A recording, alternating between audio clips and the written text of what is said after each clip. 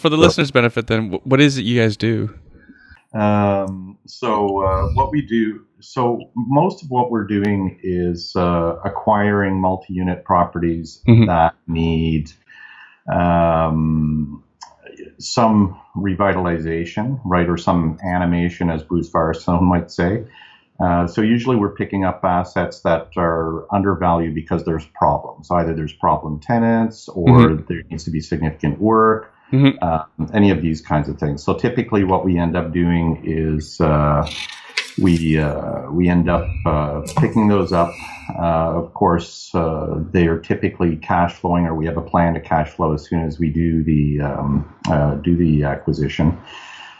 We then rehabilitate the building in some way. So, for example, one building we have right now, we've converted to a 6-unit building. It used to be a triplex, that's in downtown Ottawa. We have another building which was a 10-unit building, and that was a distressed asset where that one, there was 3 vacancies. There was 3 problem tenants in it. There were a couple of good tenants that just wanted a better situation.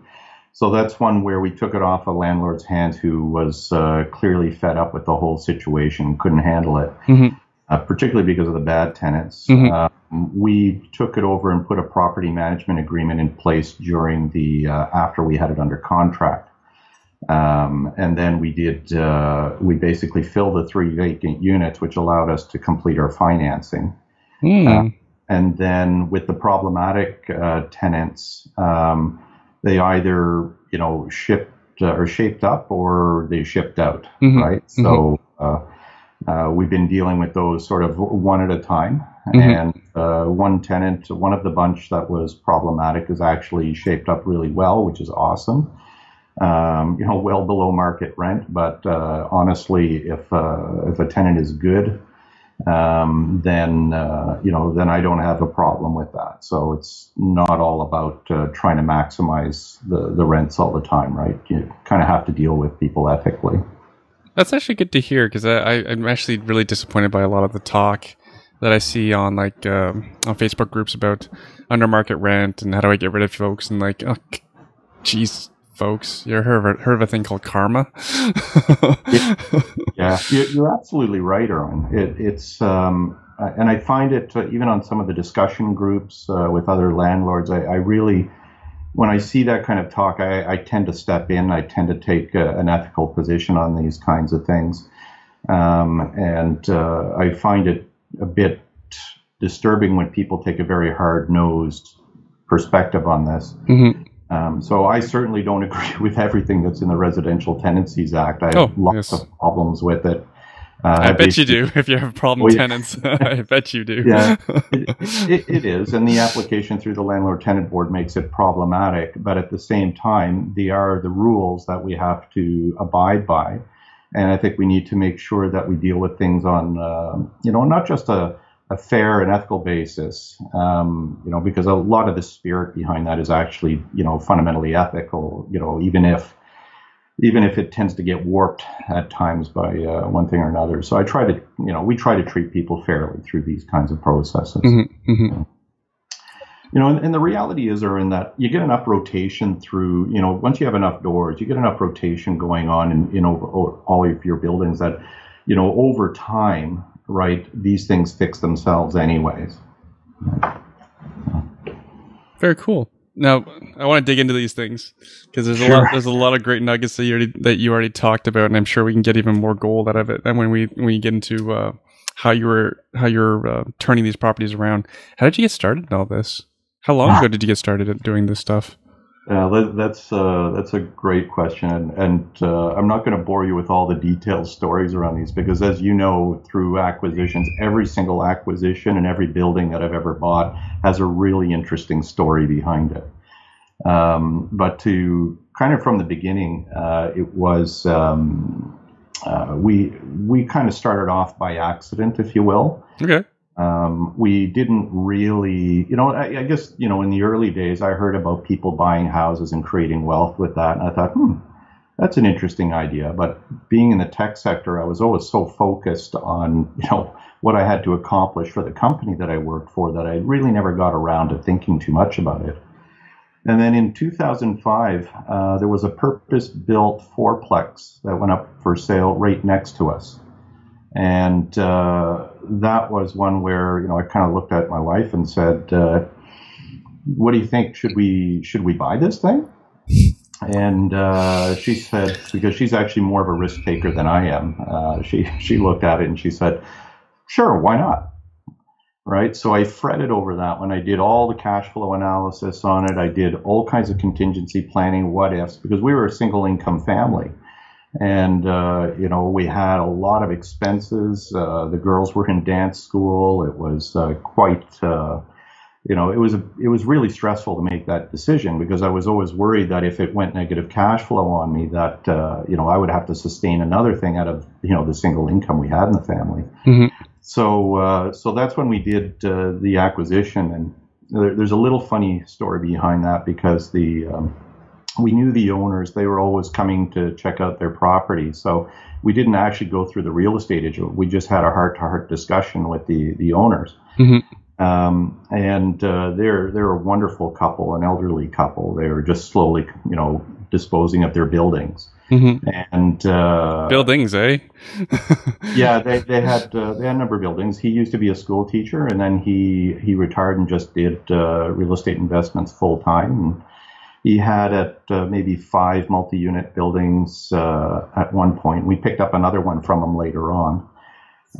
But in this one, it was interesting because, of course, we were having this discussion. We're getting into the negotiations, and without getting into the specifics, he wanted something up here, and I wanted something here, and I did it on my modeling. So I knew I did not want to go above this price because then there was a risk of negative cash flow if interest rates went up, et cetera. I was very conservative about this. And sorry, Christian, to interrupt. Do you remember what interest rates were back in 2005? In 2005, yeah, they were about 5.5%, if I recall correctly.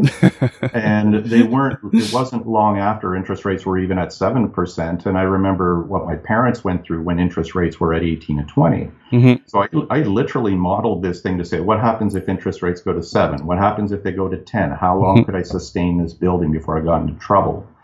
So I did all that contingency planning. But the funny part with this was that the gentleman wanted me to pay this, and I wanted to pay this, and so there was a bit of a gap. And he said, "Oh, I don't think I can go to that price." And then his wife looked over at him, and she said, "Oh, they're such a nice young couple. Just let them have it for that price." Right. And he said, okay. He looked at her. He was like about 6.5 feet tall, and she was about 4.5 feet tall. And he just looked down at her and he said, okay, we'll do it. And that was it. That was my first building. Good for you. And that's actually a great point. And I hope listeners listened into this stuff. I'm hearing all these rumblings about AI and doing deals off market and stuff like that. Like, I don't know how AI would have played into this situation. Like you come from tech, right?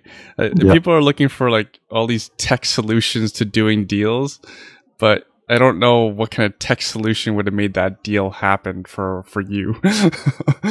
Yeah, that's a fair point. And I think things like AI can be a bit of an assist, but I can honestly say that, and I'm sure you've seen the same thing in your business, is once you get rolling, deal of the decade seems to show up on my desk about every month.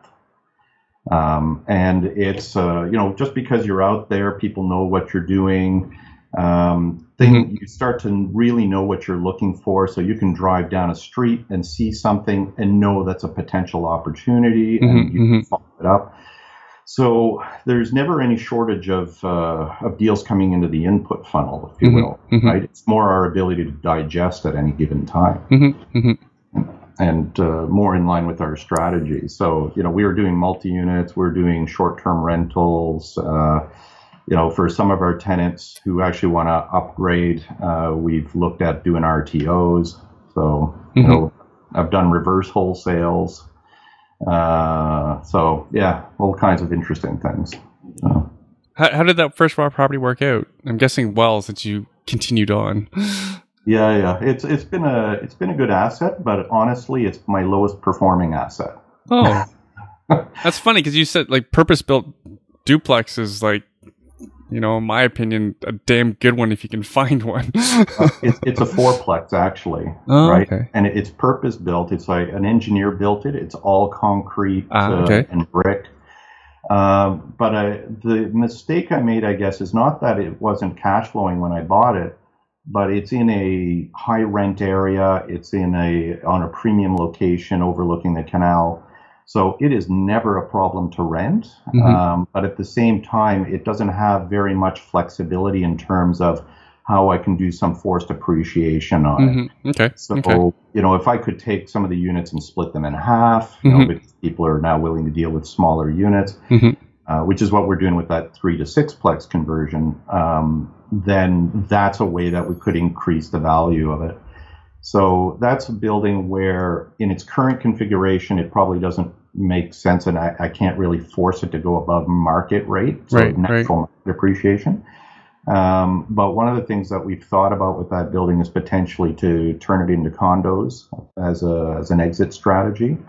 Because condos, if I turn it into condos from a price selling perspective, comparables in the area would roughly double the value of the building. That's a pretty good value add. Yeah. So I'm starting to look into that. At least we're not planning to sell it anytime soon. It cash flows very well. It's part of our income base. Right. But at a point where we look to divest, that would be a natural one, just because it's our least performing asset right now. Right. So just to help out the listener, in my mind, I would describe that as like a small cap property. That's a fourplex. It's not even a sixplex. Anyways, but there's no moratorium on condominiumizing multis in your area? Not in Ottawa, no. Oh, fascinating. Okay, we've had that in Hamilton for quite a while. Our rental vacancy rates have been bottomed out for ages. So yeah, there hasn't been a new condo. An existing rental turned into a condo in at least 3 years. Oh, interesting. Yeah. So my, I don't know anything, but it might be a good idea to do that now before that actually happens in your market, where they put a moratorium on it. That's actually a really good point. I'm going to look into that because I can see with housing crisis starting to become a more accentuated aspect, right? I could easily see legislation coming into place that would start to restrict that. Right, and it happens quick. Like I don't know if I don't think there was any public discussion. Just signatures done, boom, done in 30 days. Yeah, it can, and there's similar discussions in Ottawa as there is in Toronto around short-term rental legislation. Right. Sorry. And, I'm sorry, I'm all over the place here. But. I'm apologizing for adding more work to your plate. Oh yeah, Christian, can you share where you are in case people don't know? You've mentioned Ottawa a couple of times, in case anyone missed it. I'm based in downtown Ottawa, but we do investments in a number of places. But I'd say our center of gravity would be downtown Ottawa core, and as well as a couple of satellite communities. One of our favorites being Carleton Place now, which is effectively the next town west of Ottawa, so just beyond Stittsville. So very cool. I actually had someone asking about Ottawa, saying they can't find any deals. Like, go a little further. Yeah. It's in Ottawa. It always is a forced appreciation strategy. Cap rates are pretty low, so you'll find deals, but you've got to put the elbow grease into it in order to get the revenue out of it. Like that triplex that we're doing, the reason that deal works is because we'll effectively triple the revenue on it by doubling the units and modernizing the infrastructure, et cetera. But our costs will actually go down compared to it because we've got efficiencies in there, right? So because it's a 6-unit building and not a 7-unit building, you're still in the residential tax class. So our taxes don't fundamentally change other than the assessment value. So we're not in the commercial tax bracket, which would increase taxes by 40%. But with the because of the efficiencies we put into the building around insulation, etc., my heating costs are going to go down. We added multi-zone radiant heating through all the apartments. So each apartment has different temperature settings for their bedroom, bathrooms, and common areas. So all that stuff tends to actually save energy overall. And then we've put in a lot of automation as well. So, things like automatic lighting controls, because we tend to really make these buildings look nice. So we put accent lights on, and then they come on automatically at dusk, and then they dim down at 10 p.m. down to, about 15 to 20% lighting. And then they go off at other times, etc. So things kind of change as you go. And then everything in there is all LEDs now, as opposed to incandescents. So with all of these things, you end up with significant cost savings overall. So it improves your NOI in the end. Fascinating. I don't know any investor who's doing radiant heat in a non-luxury home. Well, these apartments, I wouldn't call us luxury, but we tend to take them from, C-class properties. So I was just reading about the condominium moratorium, and I just Googled it in general, and I can only find references to Hamilton having this. Oh, that's good for you. Well, at least that's good for you, though. Like, hopefully it's not too big it's not on its way to you necessarily. But again, it happened quick. It's just some signatures from city councilors, and these things, it happened really quick. There was no consultation or whatsoever. I'm a bit of a socialist. It is for the greater good. Sucks for anyone who had those plans, though. If that was how they were planning on making money with their investments, as if that was their only plan for a value add. But yeah. No, I agree with you, and I don't know if I'd call myself a socialist, but I tend to, we do have to take into account the greater good of society, right? So if we start doing things that undermine that, it creates larger problems. So totally, even though for landlords it's better to have low vacancy rates. If we're creating or not us, but as a society, if we're creating a housing shortage because of any number of reasons, and you start to drive rents too high, right, that just becomes problematic for society. For society in general. Absolutely. So, I'm a strong advocate for creating more housing and more rental stock. And through my experiences, I've now begun to understand exactly what's causing it, or largely what's causing it. And I've started to work with certain groups, people like Kayla and Andrade, who's been working with Ontario Landlord Watch, is dealing with one aspect of it. In Ottawa, there's the R4 zoning review and the missing middle associated with that, which has been part of the issue. And so I'm trying to contribute into those areas in order to try and fix some of the issues that exist. There's some big issues out there, though.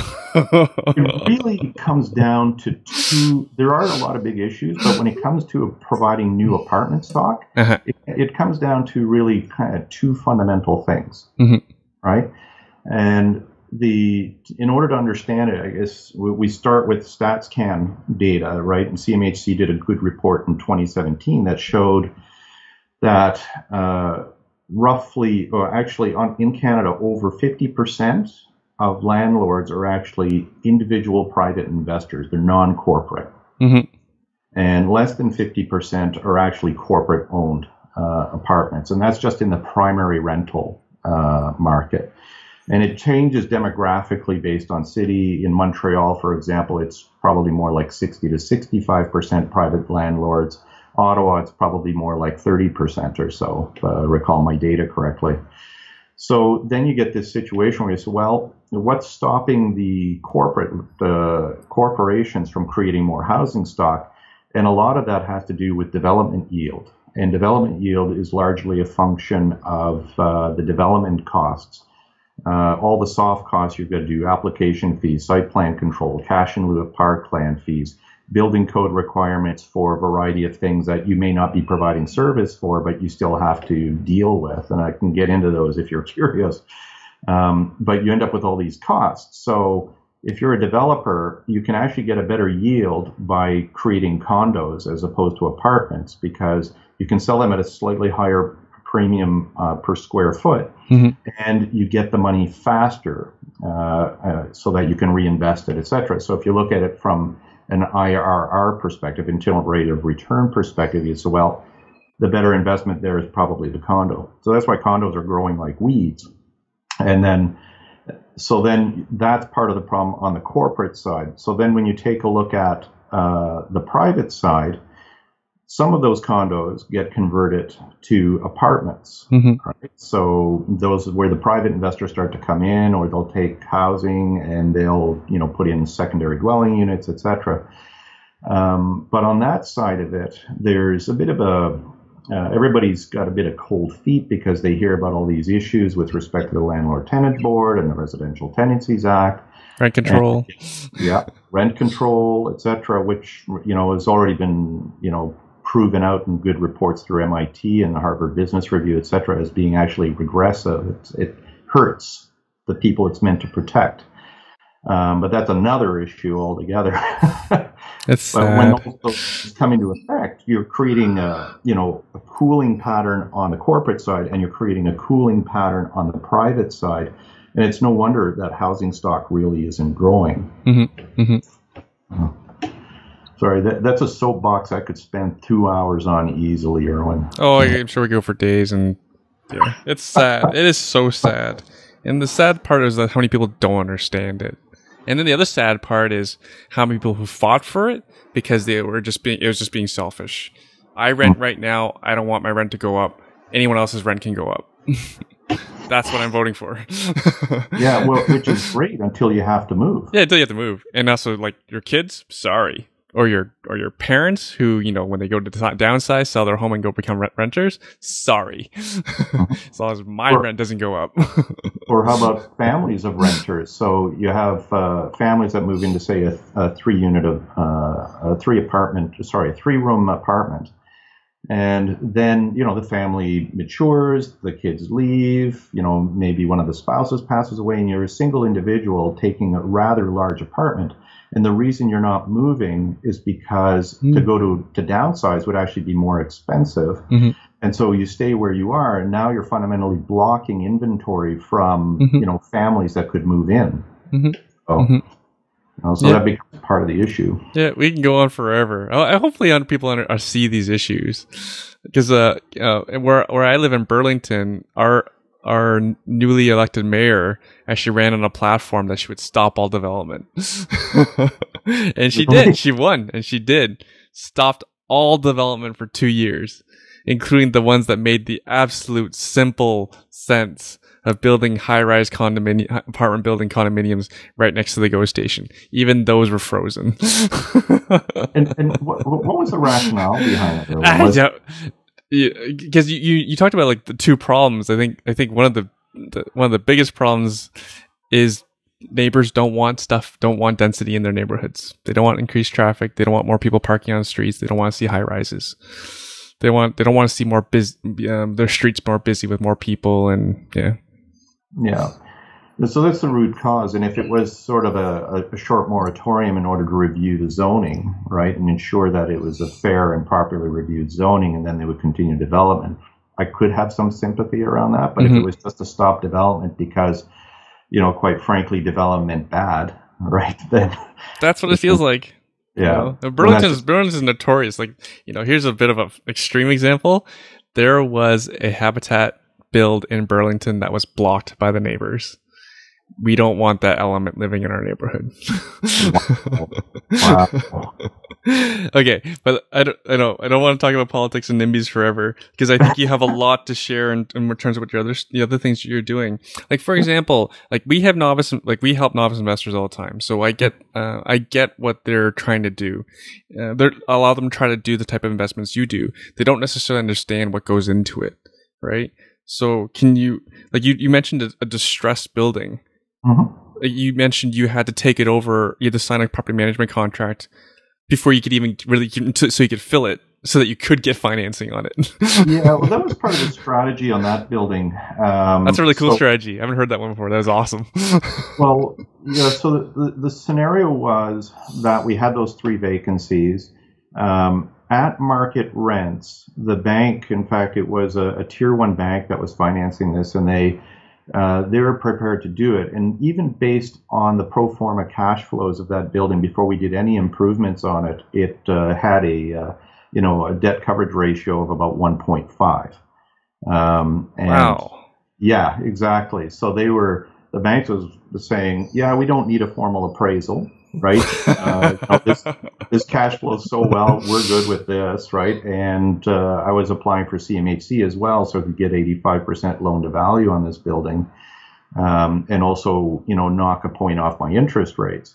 So so they said, well, and CMHC will underwrite it anyway, and they might send somebody out to take a look at it. So that building was financed in the end with someone from the bank basically doing a Google Street View, right? Seeing that what the building generally looked like and that it was still there, at least when Google drove past last time, and reliance on CMHC. But that was, and I had to do, of course, phase 1 environmental, right? So that was submitted in.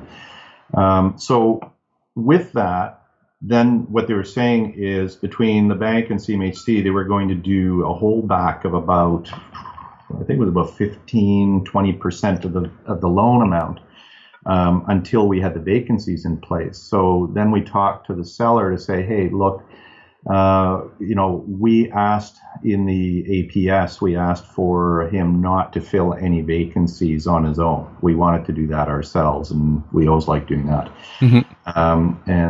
So we said, instead, what we'd like to do is fill the vacancies on your behalf.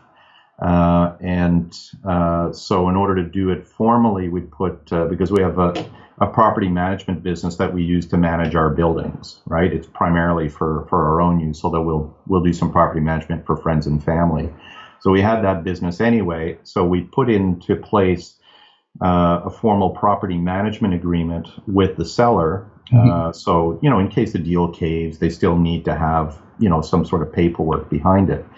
So we did that, and then Chaunei, who's my business partner, my wife as well, she's really good at picking good tenants, and she had those units filled within 3-4 weeks. No renos required. We didn't do renos on those specific units. We were more interested in getting the financing in place. And I'll explain what we did afterwards in order to deal with the other stuff. But remember, there's normal rotations that happen. So in this case, we decided to fill the units. 2 of the units were already in pretty good shape, and one of them definitely needed to be renovated. We brought the new tenants in at market rate, which was already significantly higher than what the seller had thought the market was. We brought those tenants in, and we were able to, deal with the holdbacks from the bank before close. So we got our full financing in place, and we didn't have to contribute any cash. So so having that done, so then what we did with those tenants is we had a vacancy. So for example, there was a tenant in a smaller 2-bedroom unit. We had another 2-bedroom unit that was larger, and we did a complete reno. And then the new tenant that we placed in one of the other older 2-bedrooms, she saw the new unit and said, oh, that looks a lot nicer. I'd love to have that. So fine, right? It's at a different price, of course, right? So she moved into the new unit that we had just finished renovating, which allowed us to renovate the old unit. And then, it just kind of moved around like that. And then one of those units, we decided to say, well, there's a total lack of hotels in this town. There's a nice hotel that has 6 bedrooms. That's it. And it's really very nice in the town. And then there's a bunch of these, really kind of low rent, bug infested motels in the area. So we decided to take one of the apartments and try short-term rental on it. And, everybody calls them Airbnbs, but we use Airbnb, Expedia, Bookings.com, a variety of different vehicles for marketing. All for one unit. Yeah, just for that one particular unit, but we have a bunch now. So we did a few of these through the city, and they ramp up, and at the beginning you're beginning to wondering if you did the right thing, but after a few months in, right, the occupancy rate is really very high. Do you know percentage wise? There's a lot of people listening that don't know what occupancy percentages are good or not. Like, for example, when I was looking through AirDNA, I saw a lot of places were 60-70%. So anything above that is really good. Like, of course, it's market dependent, but and that's consistent with the hotel industry, the hospitality industry. The hospitality industry considers good occupancy rate to be averaging about 70%. So if you're doing better than 70%, you've obviously got something unique on offer that you're outperforming other people in the area. Yeah. But if you were to model the business at 70%, that's probably a realistic assumption. Yeah. Very good. The reality is right now the occupancy rate in that particular unit, because there's such a lack of them in that area, you can rent whole cottages and whole houses, but they're often 2-3 times the price. And often what some people want is just the equivalent of an apartment, right? Something bigger than a hotel room where you can do your own cooking, you have some privacy, and those actually seem to have a lot of interest in those areas for sure. Yeah, I've definitely noticed a trend where the rent is higher per square foot the smaller the unit. So, for example, people who rented a room usually get the highest rent per square foot, versus I rented a whole house, I get the lowest rent per square foot. And on a short-term rental basis. So it seems to work really well with apartments. Yeah, you're absolutely right. And I know a lot of people do, room rentals. We really don't do that at this stage. We're playing around with the concept of maybe going into sticking with commercial zoning areas and maybe making mini hotels, so self-serve mini hotels, and then marketing them through Airbnb, Expedia, Bookings, etc. Because that's really how you scale. Doing onesies and twosies, doing them in residential neighborhoods I don't think that's ultimately sustainable. I think it's a nice niche play, but if we really want to turn the short-term rental piece into a bona fide business, then we'll want to hire staff dealing with that specifically. You'll have to be in the properly commercial zone so that you're not dealing with all the changing legislation that's going on right now. So yeah, I think that's the way that we would probably progress if we continue to build on that side of the business. Fascinating. And it's worked out well though, because my concern is always usually noise transfer. Someone annoys someone else. It's usually whoever's in the short-term rental usually bothers the other people, and because you have them in close proximity. Like, I've considered it for our duplexes if we would rent out one of the units as short-term. Right now we're not. Well, how well insulated is your duplex between the units? Well, it's so our code is quite strict. New building code is quite strict. So it's 5/8 drywall, resilient channeling. We got rock solid insulation in between, but then noise still travels between in the ventilation system. So it's not perfect.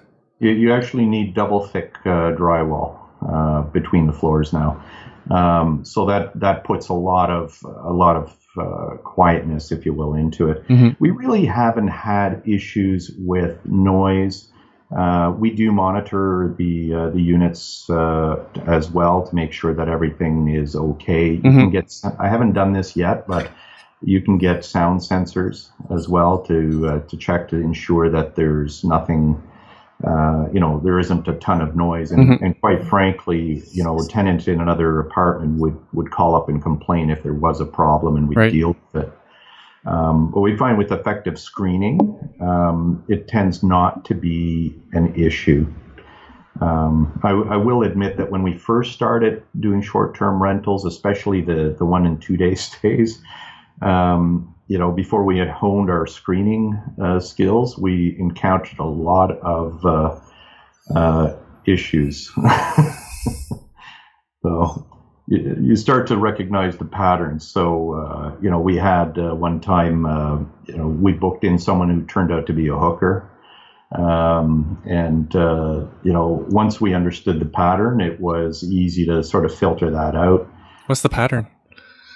In that one, it's usually no prior history. They're coming from a neighboring city. They have an indefinite time of stay.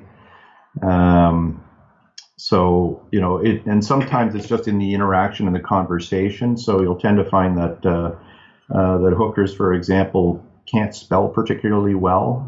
They don't capitalize their letter I that often.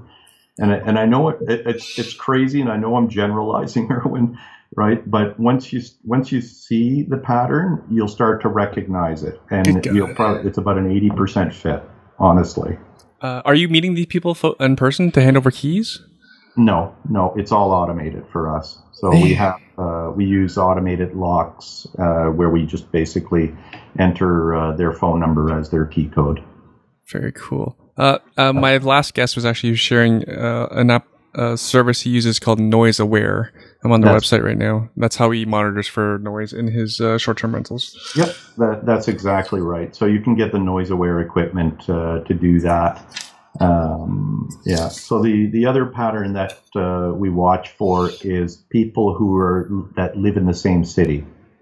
So let's say, we have a booking from somebody that's already living in Ottawa.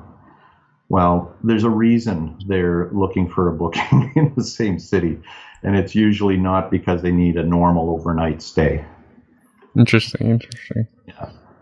I guarantee you, if you get a same city booking, I'd say that about, if it's a neighboring community, sometimes it's all authentic, but if it's literally within the same city, I'd say that maybe 80-90% of the time it's people who either have, they have an ulterior motive such as partying, mm-hmm. right? Mm-hmm. And they can't do it where they normally live, or things like that, right? So good tip. Yeah. You mentioned earlier how when you get rolling, deals come to you every month. Can you explain that to the listener? How do you get to that point? It's how do you get to that point? By doing deals, honestly. Yeah, track record. Yeah. The more deals you do, and it kind of comes from us at two different angles. So there are times where things literally just fall in your lap. People know you're doing these kinds of things. They know what your profile is in terms of what you're looking for. Even real estate agents will, I'll tell them, this is the kind of profile we're looking for. So if it falls outside of this, don't waste your time, don't waste my time. But if it does, mm-hmm. bring it to my attention. If it's an interesting deal, I'll take a look at it and see what we can do with it. Mm-hmm. What do you tell your realtor or realtors or people looking for property for you? So I tell them I'm looking for multi-unit buildings. So mm-hmm. they have to be typically 6+ units before I'll touch them these days. And I'm looking to go bigger now just because as we get bigger, the scale of things that we have to do in order to be efficient has mm-hmm. to be bigger. Mm-hmm. So we're looking typically at 6+. I'm looking for a building that is underutilized, so it hasn't hit its maximum potential use. And we don't mind if it's potentially distressed in some way, as long as we're getting a deal associated with the fact that it's got issues. Okay. We picked up that triplex that we're converting to a 6. When you're picking up something like that, we had real problem tenants in that building, including there were drug dealers, there were thieves. In the neighborhood, which was otherwise a very nice neighborhood, it's in Centertown in Ottawa. The people that live in that area, this was just a real problem for them. And when we bought it, and then we changed it, to a 6-plex, and then we cleaned it up. It's mm-hmm. a looking building now. Mm-hmm. When we had to go for minor variances and zoning changes and so on like that, we had all the support of the neighbors. I went to each neighbor that was in that area before we went to the Committee of Adjustments. And I said, look, this is what our plan is. This is what we're doing. This is the profile of the tenants that will be coming in versus what's there now. And we literally had no issue. They just said, where do I sign? And so we got, I think it was about 10 or 12 of the closest neighbors to sign a letter of support for our variances. And we had about 12 variances on that particular application. 12? Yeah. Wow. Yeah. And we had all the letters of support. And then when you go into the Committee of Adjustments, people fear the Committee of Adjustments, and they should. I thought you were going to say you shouldn't fear, but okay. No, you should. Because if you fail at the Committee of Adjustment, you start to spend real money by going to LPAT. Right? So, but the secret in terms of the Committee of Adjustments is that the committee in general is risk averse. So they just don't want their decision to come back at them. Right. So what you need to do is de-risk their decision as you walk in. So we prepare everything. I get letters of support. I show, complete plans of what we're going to do. When I walk into the Committee of Adjustments, I have a full presentation, right, that I'm prepared to put up, right, and show the argument for why it's a good thing for the neighborhood overall. There's usually, for example, in Ottawa, you have to meet the 4 tests of, to justify any variance that you're doing. So we go through, we'll do photographs of like situations in the neighborhood, all of these things. So we're ultimately very prepared. We go in there, then with the letters of support, and diffusing any potential issues or people that would have arguments against. You go in there, and then the Committee of Adjustments, in every one of the cases that I've gone in, the Committee of Adjustments didn't even need me to speak.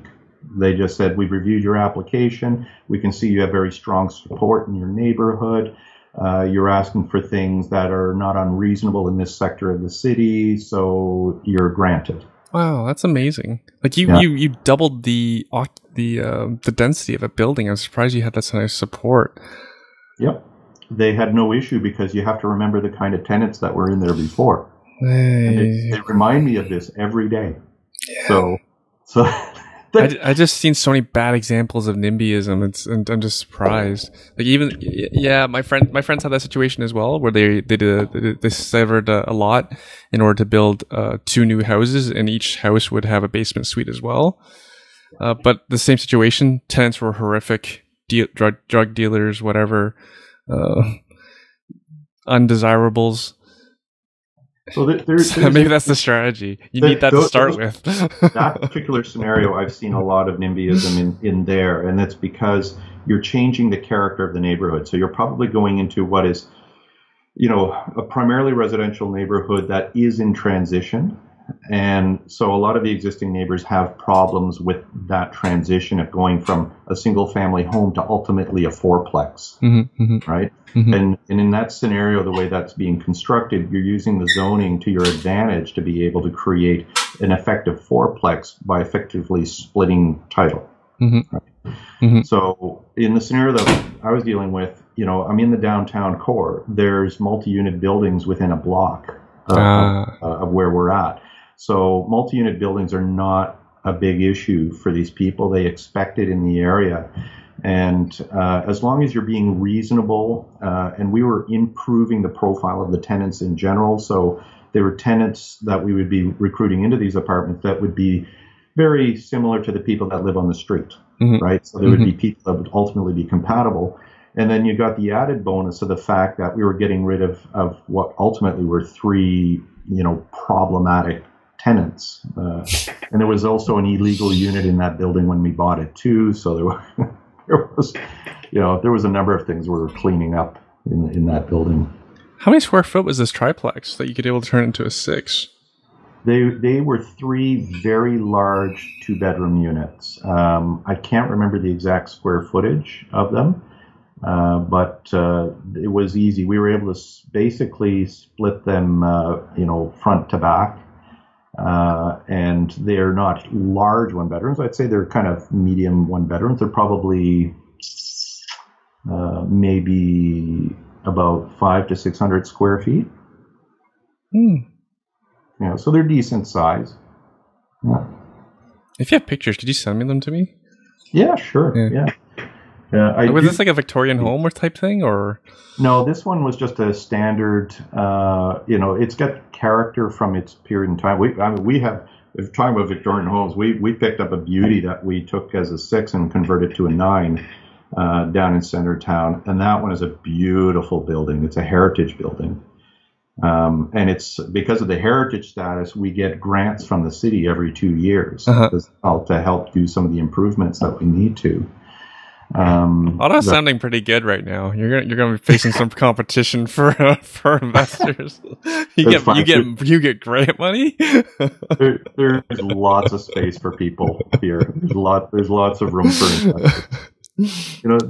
That's a fallacy, I guess, that everybody thinks there's a competition, and the reality is there's not enough investors, right, in the real estate side of things. Sure. And I can't say that I very rarely trip over another investor when I'm dealing with the right types of properties.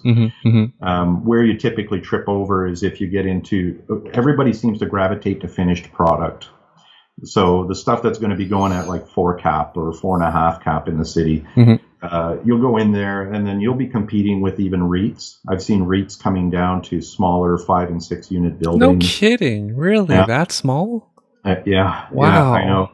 But I went through a 6 unit building earlier this year, and there was I was one of maybe 6 other people that were going in at the same time, and 2 representatives there were representing REITs.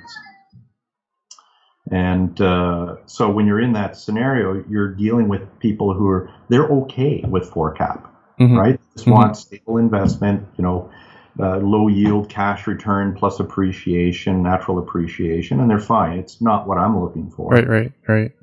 So if I see that, I typically don't get, involved in that particular deal. I'm usually going for the deal that people are staying away from. Right. Actually, I'd like to finish off this triplex example. Oh, yeah, How did the deal go down? Like, did you bother to go through the property? I'm guessing you did, with police on each side of you. You mean for the viewing? Yeah. Like, how did you get the deal done? And then what was the bank thinking? Yeah, let's say the real estate. So that was another interesting one, and those guys who advertise the 1% realtors. Yeah. So this was one of the 1% realtors. I'm not going to mention any names because I like the guy otherwise. But the 1% realtors, as you know, Erwin, they get better compensation on either double-ended deals or pretty much on the double-ended deals. So their commission will effectively almost triple in a double-ended deal versus double in a normal one.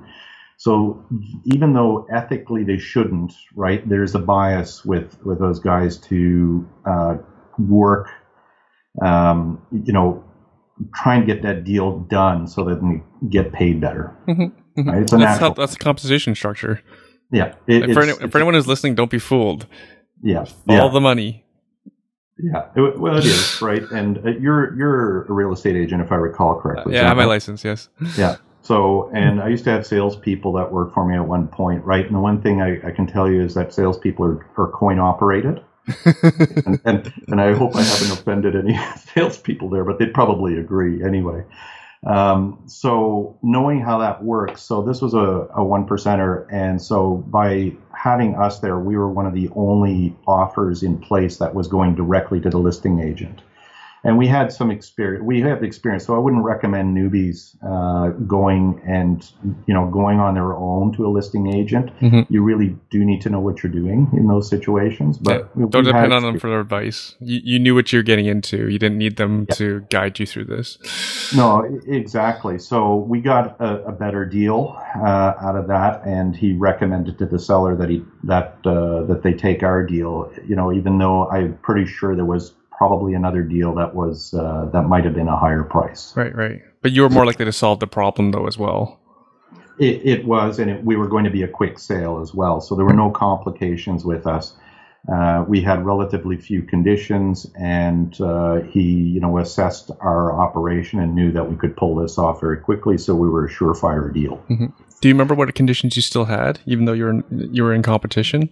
At that one, we still did condition of financing. That might have been the only condition, actually. Oh, good for you. Yeah. Okay. Just quick disclaimer. Christian and I aren't recommending anyone do anything. This is just what Christian did on this particular deal. Did on that particular deal. But again, once you get experience, and because we've done so many renovations, we'll have a building inspector come in for a second opinion, or we'll get one of our crew to come in.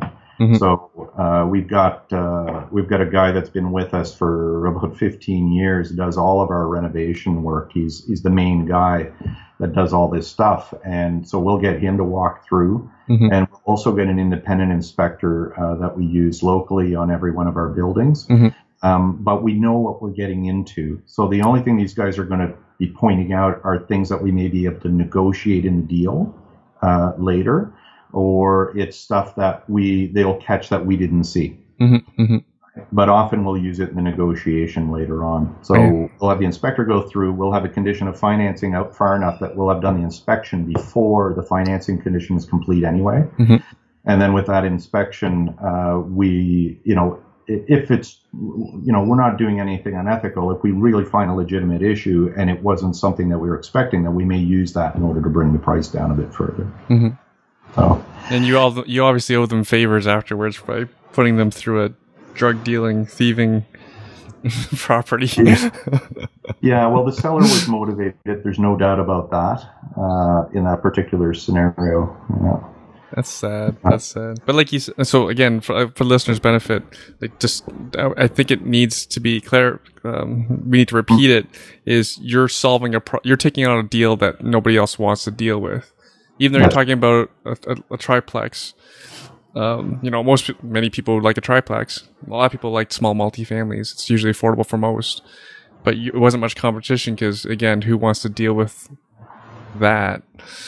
Yeah, well, that's absolutely right. And, for example, when we were gutting one of the basement apartments, the illegal unit in particular, right, we were finding used needles under the floorboards and things like that. So, my guys were going in with really thick gloves as they were cleaning up. But it's, that's the kind of stuff you deal with. But the value of the property has effectively tripled, right, after our work. Mm-hmm. And, that was in the period of total beginning to end will be about 2 years, right, that we've done. Mm-hmm. And the property will cash flow extremely well, right, at the end of this as well. Mm-hmm. So we're going to our refinance on that in about 2 months. What would the rent differences be if you left it as a triplex versus as a sixplex?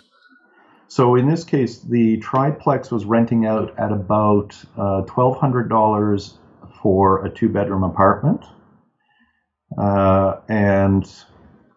So that's for upper 2 floors. And then the 2 units in the basement, one of them being illegal, that was also... There's 2 units in the basement? Yeah, there were 2 units in the basement, and trust me, you wouldn't have wanted your worst enemy to live in those, honestly. So the building was grossing about $3,600 in revenue. And we're now leasing that up. We've filled 2 units in the last 24 hours, so we're half full already. And I expect the other 3 units will be done within the next week and a half. And the rent there, so we then reconfigured the basement units. They look beautiful now. The basement units are yielding about $1,450 each. And the upper units are going anywhere from about $1,850 to about the ceiling seems to be at about $2,000 right now. We tried to list it at $2,100 and $2,200, but we weren't getting much action, and we brought it to about $2,000, and things are moving. Wow! Yeah, more than doubled the rents. It tripled. Yeah, that's crazy. Yeah.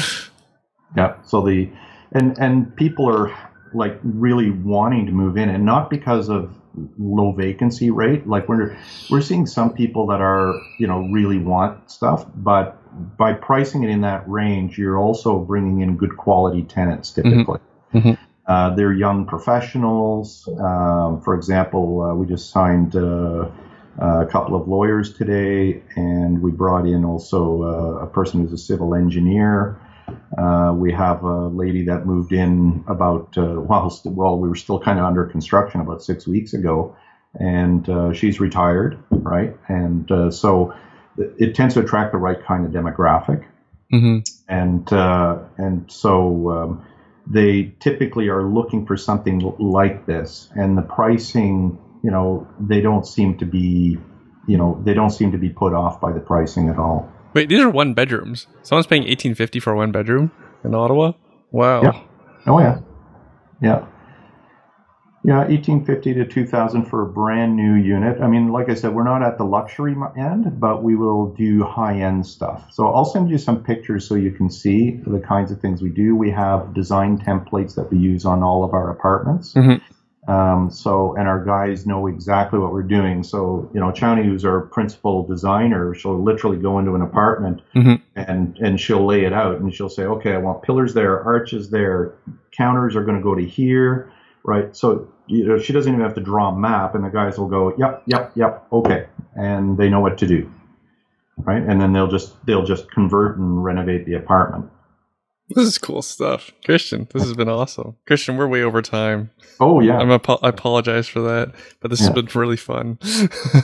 Well, I wanted to get to know a bit about what you guys are doing, too. Sure, ask away. Be a personal chat.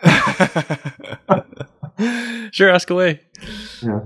Well, I'm just curious about, you can edit this stuff out if you want, but I'm curious, what are you guys doing? Because I think, we have no idea what we're doing. Still an accountant. You're doing real estate agency work. I know you're acquiring properties, but I'm curious what your long-term plan is, what your strategy is. We're not the best planners. It's more like as opportunities present themselves, it's just like yes or no. Kind of like when you talked about when you asked your wife if you should buy that fourplex or not, right?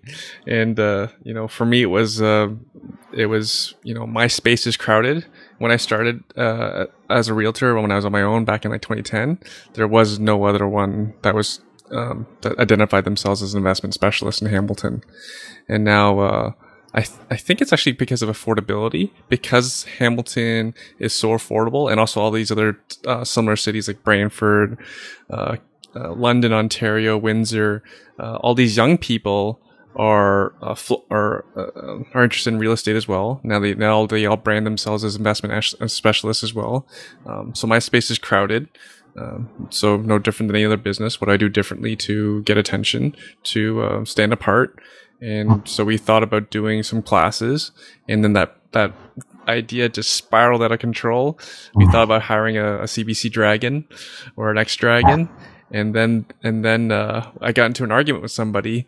Who would you rather see speak, Robert Kiyosaki or Grant Cardone? And I said one thing, the other person said the other.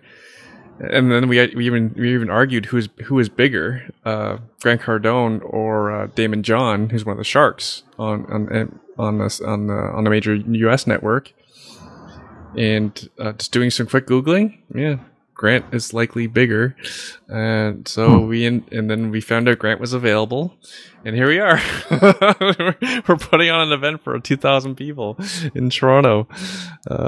Yeah, I think that's fantastic. I'll tell you, if you're successful with that, it can actually be an amazing business as well, right? And I don't know if that's your objective right now. You might be kind of doing your initial training wheels, but I have friends who have done created events and then have sold the event itself to other larger event businesses, if you will, and made a lot of money. Right. That's not the intention. Our businesses have always been about helping people. We're just really frustrated, just like everybody else. I get that from you as well. There's a lot of people that need help. Like I'm sick of seeing people struggling financially. I see it in my neighbors. I see them making poor business decisions, investment decisions. I see my neighbors installing more pools than they are buying investment property. I have a neighbor that said, I want zero risk, so I'm going to buy this condo around the corner, and it's in the middle of nowhere. It's not near anything, like, versus, I buy small multis, right? I do a lot of legal duplexes and I do student rentals right now, right? If we have different ideas of risk. My point being is that there's all these challenges that are coming, that I don't think everyone realizes, or they're either ignorant to them or they're choosing to be ignorant to them, or they think, because they got through their problems, they think it'll be just as easy for the next generation too. And I think we're all in for a rude awakening. Yeah, I suspect you're right. Now, I'm curious, you're still doing real estate agent work, right? I have my license. I have a team, so I don't practice necessarily. I'm more, I coach my team. Yeah. Mm-hmm. Yeah. So you sound like there's a good realtor in, just south of Ottawa, a guy named Rob Thompson, who's based out of Brockville. Mm-hmm. And he does the same kind of thing. So he doesn't really manage the real estate day to day. He's got an office that does that, but he's having more fun on the investment side. And mm-hmm. That's where I got my inspiration of mini hotels. Mm-hmm. He's been doing them in Brockville and Kempville, which are south of Ottawa. Mm-hmm. And he's doing really well at those right now. So it's going to take a look at his operations a little closer and see whether it makes sense to basically do the same kind of practice here. Mm-hmm. Right.